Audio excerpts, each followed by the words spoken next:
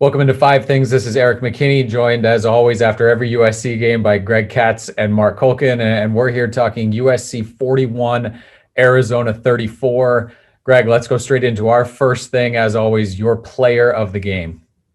Well, you know what? You could take the quarterbacks, and you could say the quarterbacks, obviously did some good things. They've competed against each other, and we could talk about that at a later point. But for me, the player of the game would be Keontae Ingram.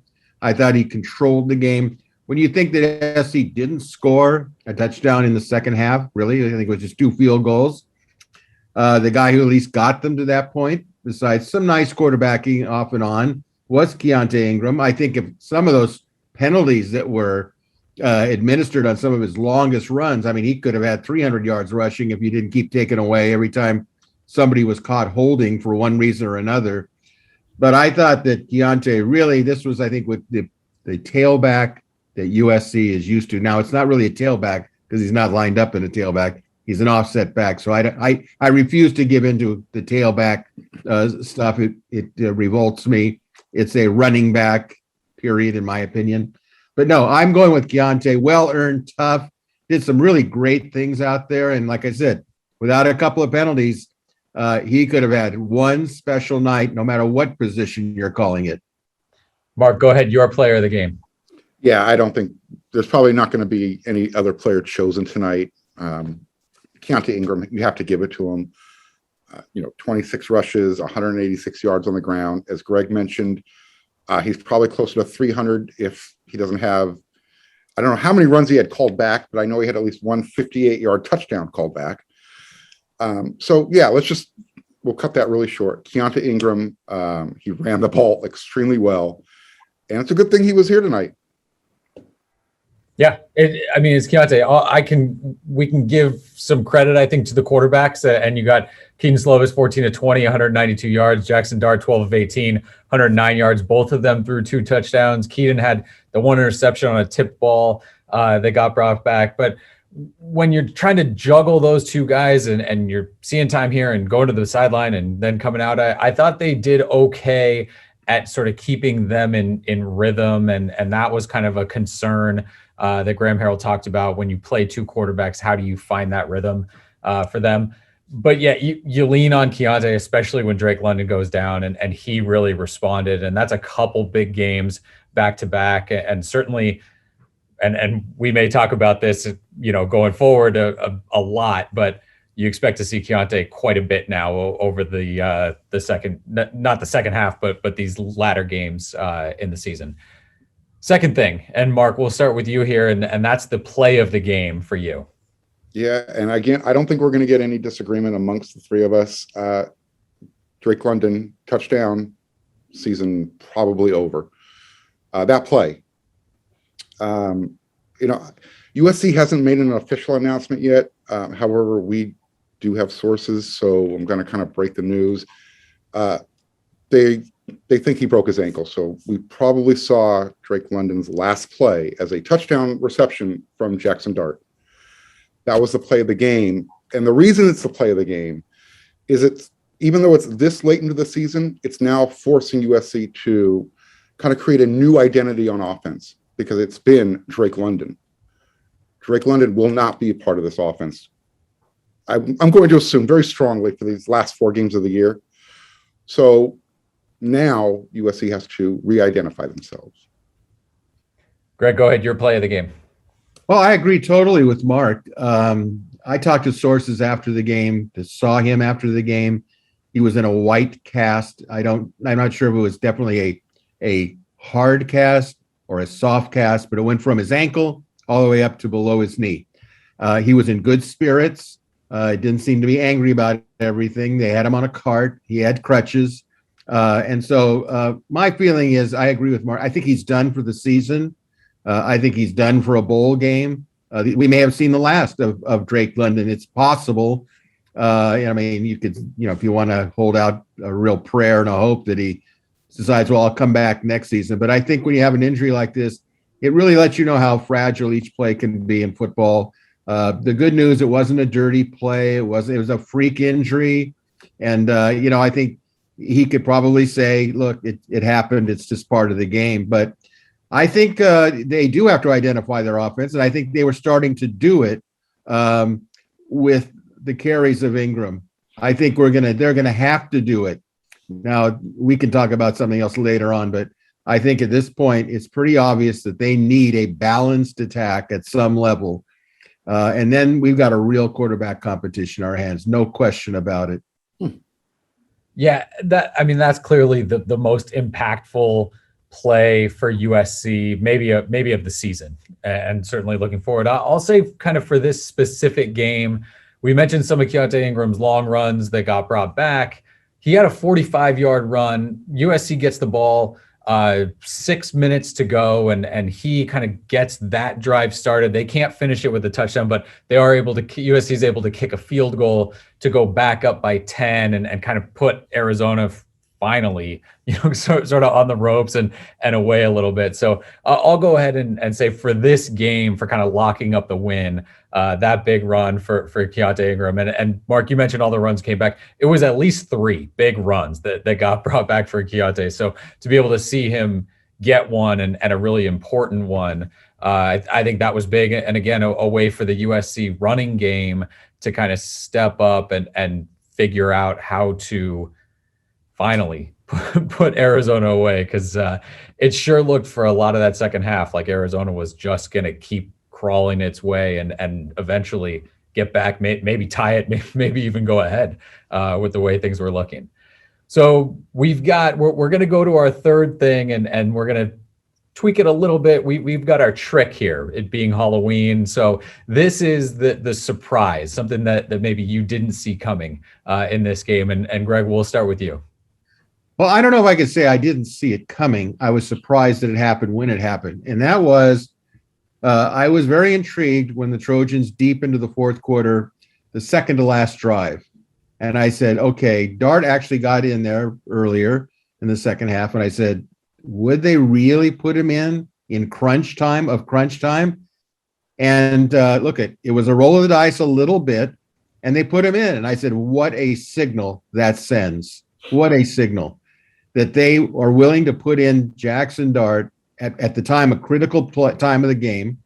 They hadn't scored a touchdown. The game was getting tighter, and they didn't put Slovis in there. It must have been very difficult for Slovis, or maybe even shocking that he wasn't going in. But let's face it, Dart did lead him back down for a field goal. He didn't look like he was fazed by the pressure of the situation. I think the long-range implications is we've got a real quarterback. If they're going to put him in that situation, they're sending a message, period. Now, we know that the last drive of the game, they put Slovis in, which made a lot of sense. So that was only surprising because they had kept Dart in there. But when it got down to, okay, we don't want to make sure that no fumbles, because let's face it, if Dart had made a turnover in any shape or form, the howling would have been, well, what did you have the freshman in there for? So discretion, the better part of valor. So I understood that. And they got into victory celebration, and that was it in the formation. That was the end, end of game. But the fact that he was in there, when he was in there, I found surprising. Yeah, I absolutely made a note of him going in there and that being a really big situation to go with him. Mark, go ahead. Your quote unquote trick, your surprise from the game. And I probably shouldn't be, but the fact that this team still has not scored a touchdown in the third quarter. This is 3 games in a row. And if you watch the interviews that we did after the game, I pressed Graham Harrell really hard on this, because we got the same typical coach speak answers that you get. But I asked him, I said, this is the 3rd game in a row that cumulatively you guys have scored 3 points in the third quarter. This is a trend. He doesn't see it that way, but this is a trend. So why am I surprised that this team cannot, against the worst team, not only in the conference, but maybe in the country, they cannot put up a touchdown in the third quarter again for the 3rd consecutive game? It doesn't matter if Drake London's available or not, because he was available the 2 games prior. Trick or treat. What? No candy? Yeah. Black licorice. There you go. I prefer red, but I'll take black. I hate black licorice. Yeah, but I mean, it's really difficult to come up with a surprise from this game. I mean, I knew coming in, I think we all knew Arizona is not a good team. And I think I just kept trying to convince myself coming in, SC's going to they're going to figure out how to put a home game together. They're going to get rid of the mistakes and the issues, and they're going to be able to put it away. When they kind of ran out a little bit early and put some drives together and got ahead, it looked like, okay, maybe they're going to be able to do this. But honestly, my answer is going to be nothing. And yeah, that's cheating. But this game, it unfolded the way with everything you expect from USC now, right? The third quarter lapses, the letting the team back in, the not being able to put your foot kind of on the other team's throat when you get a lead, the penalties, the mistakes, that's kind of become the catch-all for anything that goes wrong.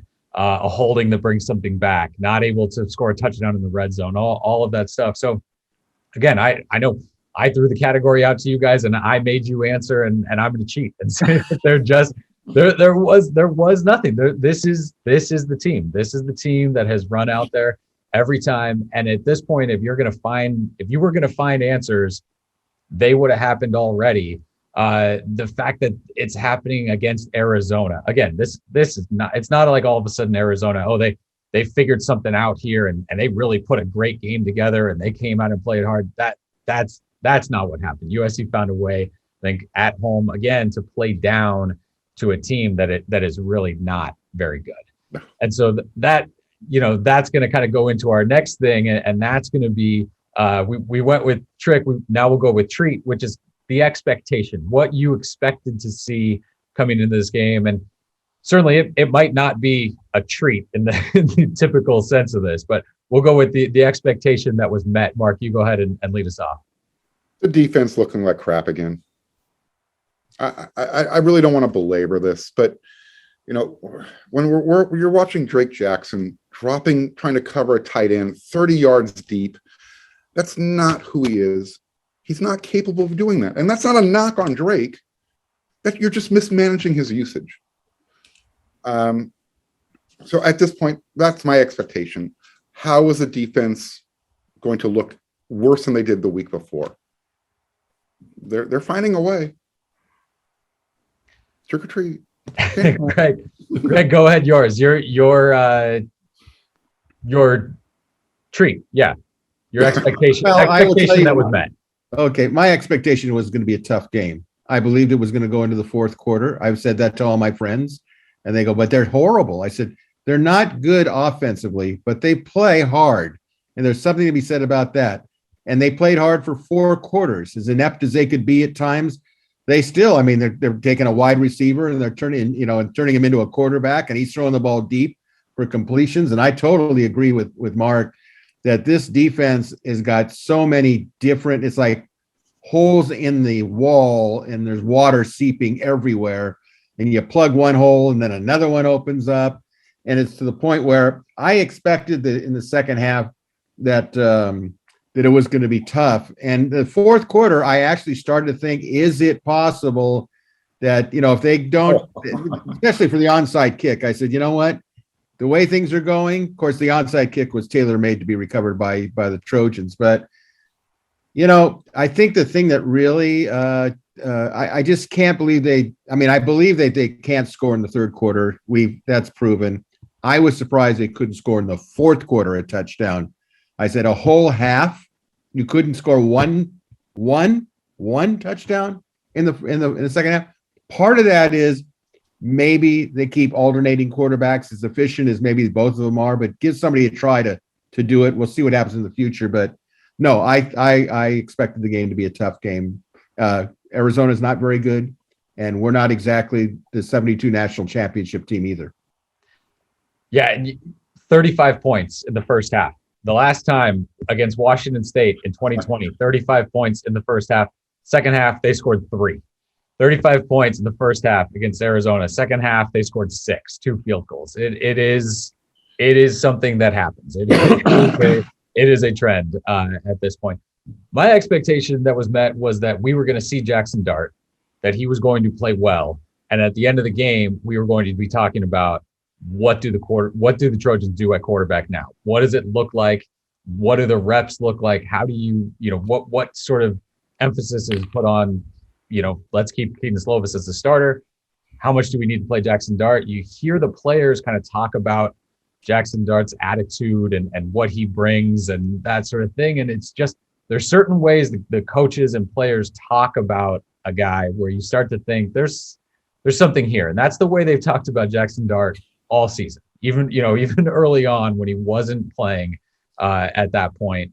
So it's a real thing. That's going to be kind of a conversation. How do you manage that? How do you play both those guys? Because Kedon Slovis, again, he has not been the issue this year, the sole issue of, that's why, you're struggling through the Pac-12 and you're not putting wins together.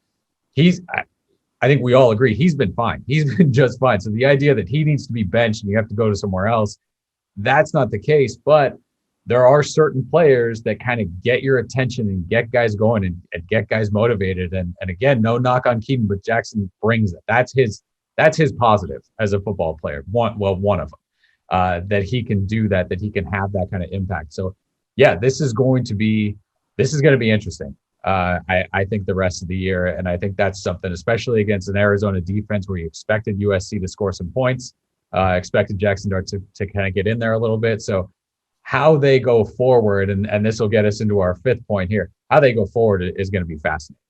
So our fifth thing, and that's the biggest takeaway from this game. Greg, we'll start with you on that. Your biggest takeaway from, again, USC beating Arizona 41-34. My biggest takeaway is with the loss of London, they're going to have to readjust their offense, and they're going to have to decide on quarterbacks. Now, you hit on some good points on Slovis and Dart. I think the team plays hard for Slovis. I think they play harder for Dart. For whatever reason, you could watch Slovis stand in the pocket and get sacked and whacked around. You didn't really see Dart get caught in the pocket, whacked around, although he did get hit a couple of times. Okay. But there is that it factor, that intangible, what have you. I agree totally. This is not a Slovis issue per se. Okay. But Dart makes them more dangerous. He seems to fire up the team. And that this team needs a lot of firing up, apparently. It will be interesting to see just how much Graham Harrell is going to have to adjust his offense to put SC in positions to win.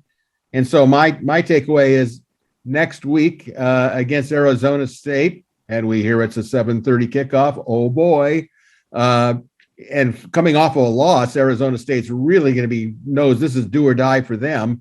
It's going to be a fascinating game unto itself. So my takeaway is we're going to see a lot of things, I think, change in the against Arizona State, maybe some subliminal, some right in our face.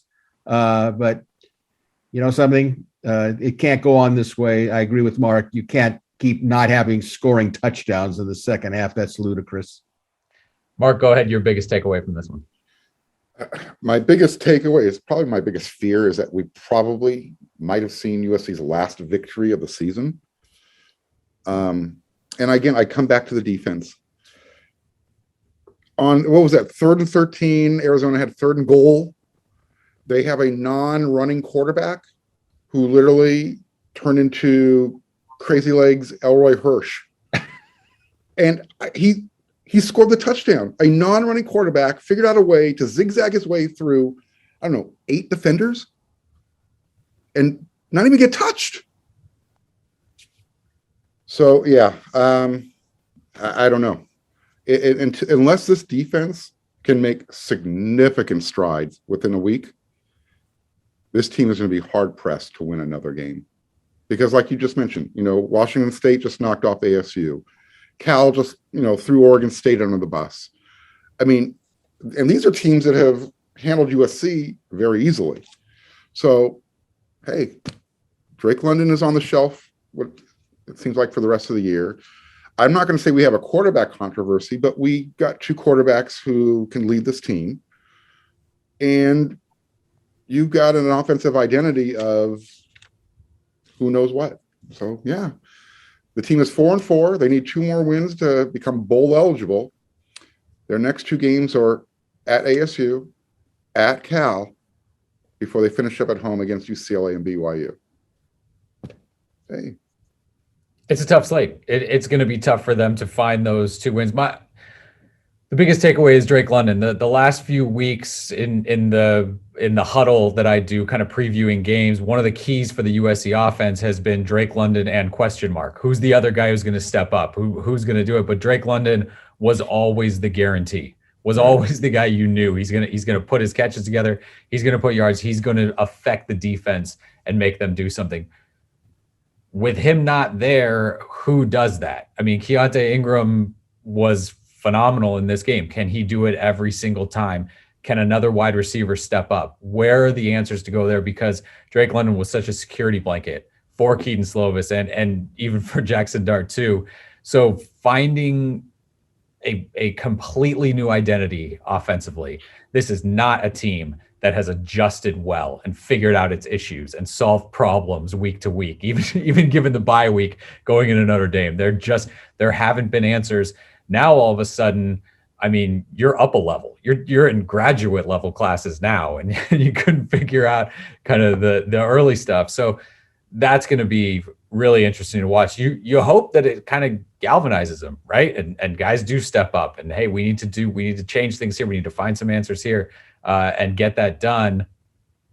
Boy, it's tough to bet on that based on what we've seen throughout this year. So again, that to me is going to be the most fascinating thing. Is there somebody who steps up, is kind of a clear leader for the offense? Because Drake London was that. He's not a loud guy, when you talk to him or anything like that, but he led by example, and he's a guy that everyone wanted to play better because he was playing that well. So with him on the sideline, potentially again for the rest of the season, yeah, they need to find someone or someones who can do that for him. By the way, he still finished as USC's leading receiver on the night. 9 catches. Yep, just to do it one more time. Again, if it is indeed one more time. So that's our look. Some big news: the wide receiver position, at the quarterback position, and defensively again. Some big takeaways as we look back at USC beating Arizona 41-34. USC's first Pac-12 home win this year. So finally got on the right side of the ledger there. Appreciate you watching and listening. For Greg Katz, for Marc Kulkin, this is Erik McKinney. Thanks for listening. Thanks for watching to WeAreSC.